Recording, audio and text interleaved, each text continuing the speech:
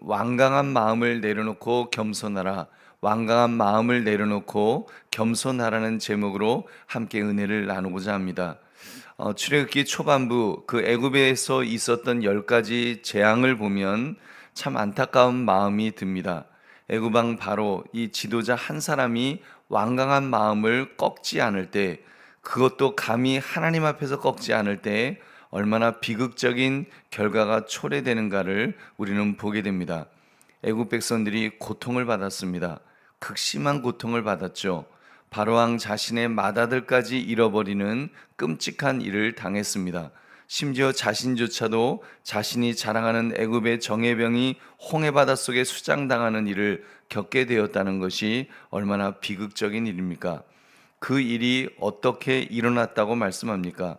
오늘 말씀 완강한 마음을 내려놓고 겸손하라, 이 제목을 가지고 하나님 앞에서 어떤 태도로 살 것인가를 결단하시는 이 새벽 되시기를 주의 이름으로 축원합니다. 오늘 본문의 내용을 자세히 살펴보겠습니다. 바로 왕이 하나님께서 백성을 놓아주라고 하신 명령에 대해 거부했는데 그의 마음의 상태가 어떠하다고 했습니까? 우리 14절을 함께 읽겠습니다. 시작. 여호와께서 모세에게 이르시되 바로의 마음이 완강하여 백성 보내기를 거절하는도다. 아멘. 그의 마음이 완강했다 그랬습니다. 완강했다. 그러니까 바로 왕은 아론의 지팡이 이적을 보고도 이스라엘 백성 보내기를 거절했던 것입니다. 왜 그렇게 완강했을까요? 세상 욕심과 권력 욕심에 가득 찼기 때문입니다. 세상 욕심에 사로잡히면 눈에 보이는 것만 보게 될 것입니다. 눈에 보이지 않는 여호와 하나님은 고려의 대상이 되지 않고 그 이스라엘 백성들, 자신의 부와 권력을 보태주는 노예였기 때문에, 자기 재산이었기 때문에 재산이라고 생각했으니까 내가 내 재산을 왜 놓아주냐? 결코 놓아줄 수 없다. 그래서 끝까지 버티고 반항했던 것입니다. 하나님께서는 이러한 바로 왕에게 자신이 어떤 분이신지를 보여주고자 하셨습니다. 바로 왕은 자기의 명령으로 모든 것을 할 수 있다고 생각했는데, 그렇기 때문에 하나님께서는 바로에게 너보다 더 위대한 권위가 있다는 것을, 그 바로 왕보다 더 위대한 권위가 있음을 알게 하셔서 그의 어리석음을 깨닫게 하려 하셨던 것입니다. 그래서 하나님은 이번에는 나일강과 모든 애굽의 물을 피로 변하게 하려 하였습니다. 나일강이 무엇이었습니까? 애굽 백성들에게는 생명과 생업의 근원이 되는 것이었습니다.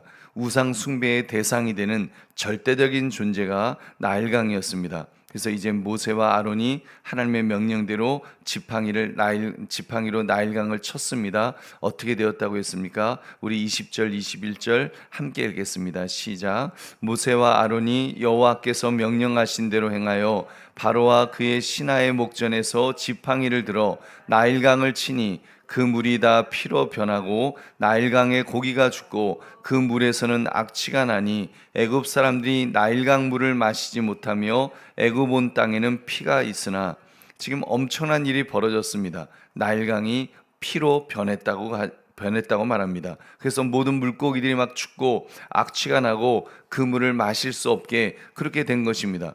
그들에게 생명의 강인 나일강이, 생명을 공급하는 이 나일강이 한순간에 죽음의 강으로 변하였으니 이게 얼마나 기가 막힌 일이었습니까? 바로 왕에게 언제나 필요한 것을 제공해 줄 것이라 믿었던 이 나일강이 이제는 생명을 위협하는 존재가 되도록 만드셨으니, 여러분 그 하나님 앞에서 어떻게 해야 되겠습니까? 우리 보배로운 성도님들, 이 우상 숭배의 대상인 나일강을 피로 물들게 함으로써 바로의 완강한 마음을 부러뜨리려고 하시는 이 하나님의 모습을 볼 때 여러분은 무엇을 느낄 수가 있습니까? 여러분, 믿음의 사람은 하나님 앞에서 언제나 완강한 마음을 내려놓고 겸손하게 그분의 뜻에 순종해야 된다는 것을 우리는 깨닫게 됩니다.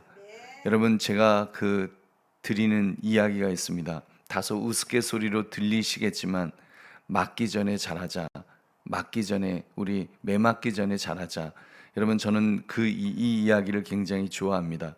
여러분, 맞기 전에 정말 잘해야 합니다. 완강함이란 이 땅의 것을 의지하고 나의 힘을 의지하는 것입니다. 내가 할 수 있다는 이 고집스러운 그 마음이죠. 여러분 특히 세상 욕심으로 가득한 나의 완강한 마음을 내려놓고 여러분 하나님께 항복하는 것이 이게 얼마나 중요한지 모릅니다. 그래서 여러분 어렸을 때 자녀들을 훈육해야 된다는 것은 그 아이들에게 어떻게 보면 너보다 더 힘센 사람이 있다. 왜냐하면 아기 때는 잘 모르니까 그거를 이제 깨닫게 해서 이제 그 아이로 하여금 훈육이 되도록 교육이 되도록 그렇게 하는 것 아니겠습니까? 여러분 그런 면에서 우리는 하나님 앞에서 정말 천부여 의지 없어서 손들고 옵니다. 주 나를 박대하시면 나 어떻게 하겠습니까 하면서 주님 나를 책임져 달라고 우리가 주님 앞에 엎드릴 수 있는 저와 여러분 되시기를 주의 이름으로 축원합니다.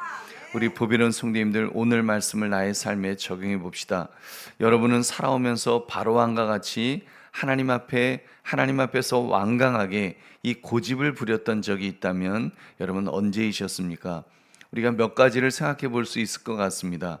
하나는 나를 직접 괴롭히는 일이 아니면 버티려고 하는 그런 완강함이 있을 수 있습니다. 여러분 바로왕도 나일강이 피로 변하는 것은 엄청난 일이었을 것입니다. 막 물고기가 죽고 마실 물이 없을 때 그 피해가 얼마나 컸겠습니까? 여러분 사실 뭐 오늘날 지금 서울 사람들한테는 한강이 별거 아니죠. 그냥 중간에 지나가는 그런 강처럼 그렇게 느껴질 수 있지만 여러분 사실 이 물이라고 강이라고 하는 것 이거는 생명의 젖줄인데 그게 얼마나 중요한 겁니까? 나 자기는 왕이니까 그렇지만 뭐 바로 왕은 왕이지 않습니까? 왕이니까 뭐 신하들이 어떻게든 그에게는 마실 물을 가져다 바쳤을 것이고 물고기도 가져다 바쳤을 것입니다. 그러니까 백성들은 어떻게 되든 아랑곳하지 않고 버텼던 여러분 우리도 때로는 나의 완악함으로 뭐 회사가 어려워지고 자녀들이 어려워지고 교회가 어려워지는데도 버틸 때가 있을 것입니다. 당장 나에게 직접적인 피해가 없으면 내가 당장 뭐 너무 뭐 매를 맞아갖고 뭐 병이 걸려서 막 다 죽어가면 그때는 손을 들겠지만 그러기 전까지는 한번 하나님 앞에서 버텨보는 그런 모습도 우리에게 있지 않겠습니까? 여러분 그것이 얼마나 어리석은 태도일까요? 또 하나는 아무 일도 아닌 양 모른 채 하려는 경향도 있을 것입니다. 바로왕은 그 일의 중대성을 알았을 텐데 완강한 마음을 꺾기 싫으니까 애써 모른 채 했다고 했습니다. 그 일에 관심을 가지지도 아니하였다. 그 일에 관심을 가지지도 아니하였다. 여러분 우리도 때로는 아무 일도 아닌 것이 아닌데 애써 모른 채 하려는 때가 있었을 것입니다. 하나님 앞에서 내 뜻을 꺾기가 싫어서 애써 외면하면서 버티는 어리석음을 여러분 우리는 범하지는 않았습니까? 우리 보배는 성도님들 내 생각과 내 고집을 내려놓읍시다. 그리고 하나님의 말씀에 겸손히 순종합시다. 그래야 살 수 있습니다. 여러분 정말 맞기 전에 잘합시다. 맞기 전에 잘해야 합니다. 굳이 맞을 것 다 맞고 이리 얼어 터지고 저리 얼어 터진 후에야 그거 다 얻어 터진 다음에 그 다음에 주님 앞에 돌아오면 나만 고달픕니다. 나만 아프죠. 여러분 그 전에 우리 잘하는 것 그렇게 순종합시다.